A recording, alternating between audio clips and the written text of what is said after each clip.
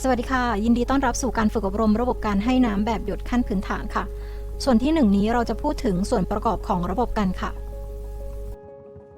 สวัสดีอีกครั้งค่ะยินดีต้อนรับและขอขอบคุณที่มาร่วมกับเราในวันนี้ค่ะซีรีส์วิดีโอ3ตอนนี้จะแนะนำขั้นพื้นฐานของระบบการให้น้ำแบบหยดรวมถึงส่วนประกอบต่างๆวิธีประกอบเข้าด้วยกันและเคล็ดลับในการบำรุงรักษาค่ะในส่วนที่1นี้เราจะมาแนะนำชิ้นส่วนของระบบทั่วไปและประโยชน์ของแต่ละชิ้นส่วนกัน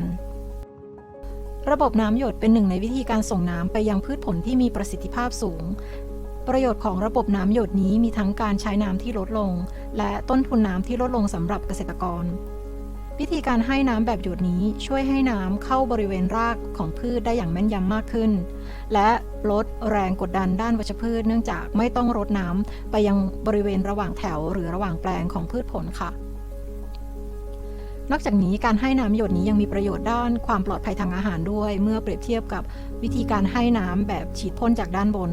โดยเฉพาะอย่างยิ่งเมื่อใช้น้ำผิวดินเช่นน้ำจากคูน้ำหรืออ่างเก็บน้ำในการรดพืชผลของคุณค่ะแหล่งน้ำของคุณเป็นองค์ประกอบแรกของระบบการให้น้ำตัวอย่างน้ำบางส่วนเช่นน้ำประปาเทศบาลน้ำบาดาลจากบ่อน้ำหรือน้ำผิวดินเช่นน้ำจากคูน้ำหรืออ่างเก็บน้ำคุณอาจควบคุมแหล่งน้ำได้ไม่มากนักค่ะแต่ว่าแหล่งน้ำมีผลกระทบสำคัญต่อระบบน้ำของคุณเนื่องจากมีปัจจัยต่างๆไม่ว่าจะเป็นความพร้อมในการใช้น้ำคุณภาพน้ำและปริมาณตะกอนที่มีอยู่ในน้ำต่อไปคือเรื่องวาล์วควบคุมการไหลของน้ำในฟาร์มของคุณค่ะวาล์วเป็นองค์ประกอบแรกที่คุณสามารถควบคุมได้จริงๆคุณอาจมีทั้งวาล์วที่อยู่ที่จุดเริ่มต้นของท่อหลักซึ่งเป็นจุดที่น้ำเข้าสู่ฟาร์มของคุณเป็นจุดแรกและยังมีวาล์วควบคุมการไหลของน้ำไปยังแต่ละแปลงปลูกหรือแม้กระทั่งท่อน้ำหยดแต่ละแห่งด้วยเราสามารถควบคุมวาล์วได้ทั้งการควบคุมด้วยตัวเองหรือจะใช้วิธีการใช้ตัวจับเวลาก็ได้ค่ะ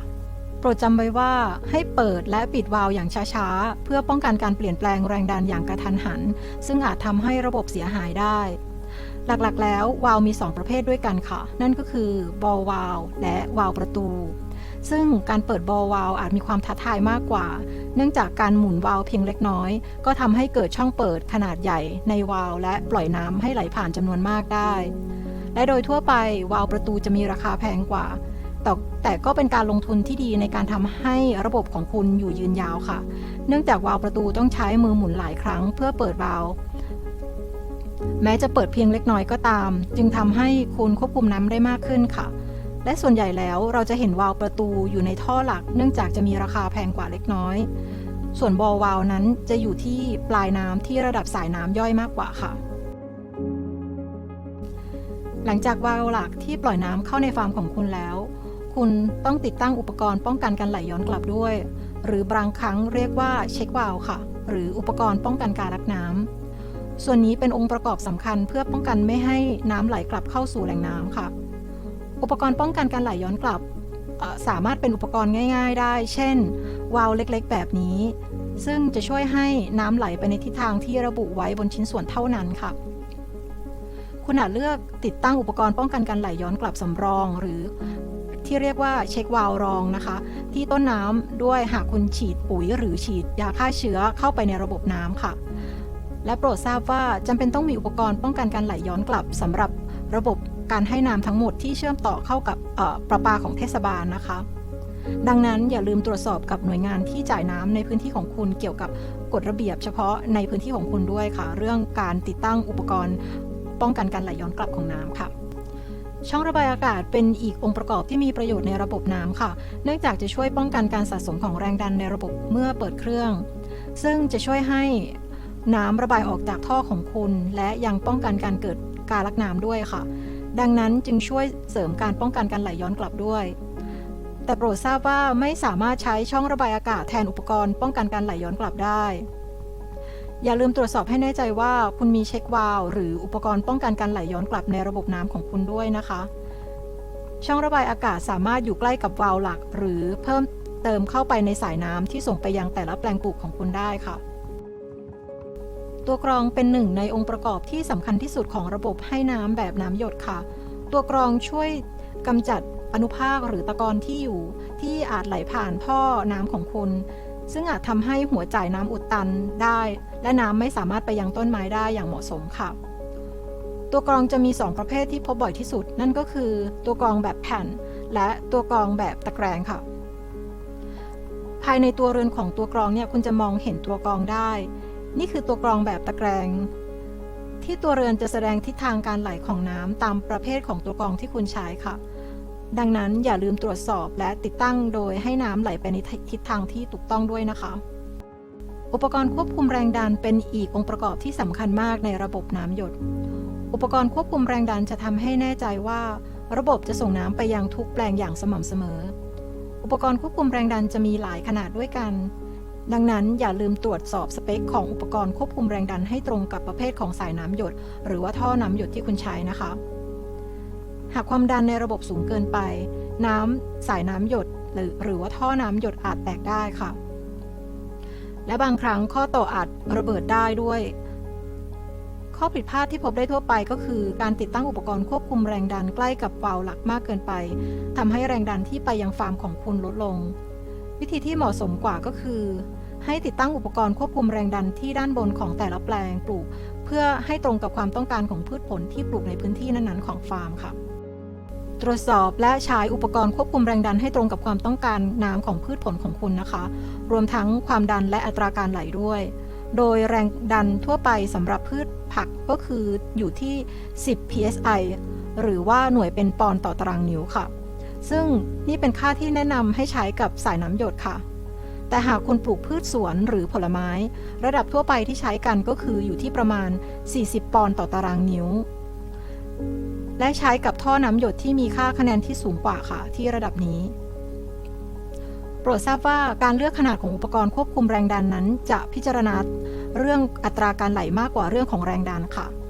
ซึ่งจะเป็นตัวกำหนดมาตรฐานโดยชิ้นส่วนที่อยู่ภายในหากสายหลักของคุณอยู่บนทางลาดคุณอาจต้องติดตั้งตัวควบคุมแรงดันหลายตัวตามความยาวของเนินเขาหรือเนินลาดนั้นค่ะเพื่อหลีกเลี่ยงไม่ให้มีแรงดันสะสมตามแนวทางลาดของสายน้ำมากเกินไปค่ะสำหรับเกจวัดแรงดันและมิเตอร์วัดอัตราการไหลจะสามารถติดตั้งได้ทั่วทั้งระบบน้ำเพื่อช่วยตรวจสอบติดตามแรงดันของคุณค่ะรวมถึงปริมาณน้ำที่ไหลผ่านระบบน้ำของคุณด้วยซึ่งจะช่วยในการวางแผนการให้น้ำตลอดจนการตรวจสอบระบบเพื่อหาการรั่วไหลหรือปัญหาอื่นๆที่อาจเกิดขึ้นได้คุณควรติดตั้งมิเตอร์วัดอัตราการไหลใกล้กับวาล์วหลักเพื่อให้สามารถตรวจสอบการใช้น้ำโดยรวมในฟาร์มของคุณได้ค่ะเกจวัดแรงดันมีประโยชน์มากและอีกที่หนึ่งที่อาจจะต้องพิจารณาติดตั้งก็คือที่ด้านใดด้านหนึ่งของตัวกรองซึ่งจะช่วยให้คุณทราบว่าถึงเวลาที่จะจำเป็นต้องทำความสะอาดตัวกรองหรือไม่ตัวกรองบางตัวมีการทำรูเกลียวไว้ที่ด้านล่างซึ่งคุณสามารถติดตั้งไว้ด้านบนได้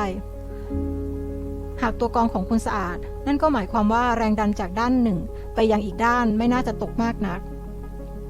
แต่หากคุณเห็นแรงดันตกในเกจวัดแรงดันที่2คุณก็จะรู้ได้ว่าถึงเวลาแล้วที่จำเป็นต้องทำความสะอาดตัวกรองค่ะมีท่อและสายน้ำหยดหลายประเภทที่คุณใช้เมื่อทำการติดตั้งค่ะข้อมูลจำเพาะบางอย่างที่คุณควรพิจารณาเมื่อเลือกซื้อวัสดุเหล่านี้ก็คือวัสดุที่ใช้ในการผลิตอัตราการไหลของอุปกรณ์ความทนทานเส้นผ่านศูนย์กลางหรือขนาดของวัสดุนอกจากนี้ยังรวมถึงระยะห่างของหัวจ่ายน้ำซึ่งจะต้องตรงกับระยะของพืชผลที่คุณปลูกด้วยนอกจากนี้ยังต้องพิจารณาความยาวสูงสุดที่น้ำวิ่งไปถึงด้วยซึ่งจะเป็นตัวกำหนดความยาวสูงสุดของแถวแปลงปลูกเพื่อให้พืชได้รับน้ำอย่างสม่ำเสมอตลอดความยาวของแถวค่ะนอกจากนี้ยังมีวัสดุอุปกรณ์บางชนิดที่ใช้เพื่อชดเชยแรงดันได้ซึ่งจะช่วยให้ส่งน้ำได้สม่ำเสมอมากขึ้นอีกด้วยนอกจากนี้ต้นทุนก็เป็นปัจจัยสำคัญเช่นกันค่ะดังนั้นอย่าลืมตรวจสอบแรงดันสูงสุดที่ใช้ได้สำหรับอุปกรณ์ต่างๆและอุปกรณ์เหล่านี้ต้องเข้ากันได้หรือสามารถใช้ด้วยกันได้อย่างพอดีค่ะคุณจะต้องใช้ข้อต่อหลายประเภทเพื่อเชื่อมต่อส่วนประกอบต่างๆของระบบน้ำดังนั้นตรวจสอบให้แน่ใจว่าข้อต่อที่คุณใช้ตรงกับขนาดและประเภทของท่อและสายน้ำหยดที่คุณใช้นะคะและพยายามทำให้เรียบง่ายที่สุดเท่าที่จะเป็นไปได้ค่ะเพื่อที่ว่าจะได้ไม่จำเป็นต้องใช้ส่วนประกอบที่แตกต่างกันมากเกินไปหรือหลายชิ้นมากเกินไป และการมีอุปกรณ์สำรองไว้เสมอถือเป็นเรื่องดีค่ะเพื่อให้สามารถซ่อมแซมได้อย่างรวดเร็วในกรณีที่จำเป็นนะคะเราหวังว่าวิดีโอนี้จะช่วยให้คุณเข้าใจวิธีเริ่มต้นให้น้ำแบบหยดแล้วโปรดดูเคล็ดลับในการออกแบบการติดตั้งและการบำรุงรักษาระบบในส่วนที่ 2 และ 3 ค่ะขอบคุณพันธมิตรในชุมชนของเราซึ่งรวมถึง USDA OPPE ที่ให้ทุนสนับสนุนการจัดทำวิดีโอนี้รวมถึงสื่อประชาสัมพันธ์ที่เกี่ยวข้องด้วยค่ะวิดีโอนี้มีให้บริการในภาษาอังกฤษภาษาอิโคลาโนภาษาจีนกลางและภาษาไทยค่ะคุณสามารถดูที่ลิงก์ในวิดีโอได้เพื่อดูแหล่งข้อมูลเพิ่มเติมที่อาจเป็นประโยชน์กับคุณ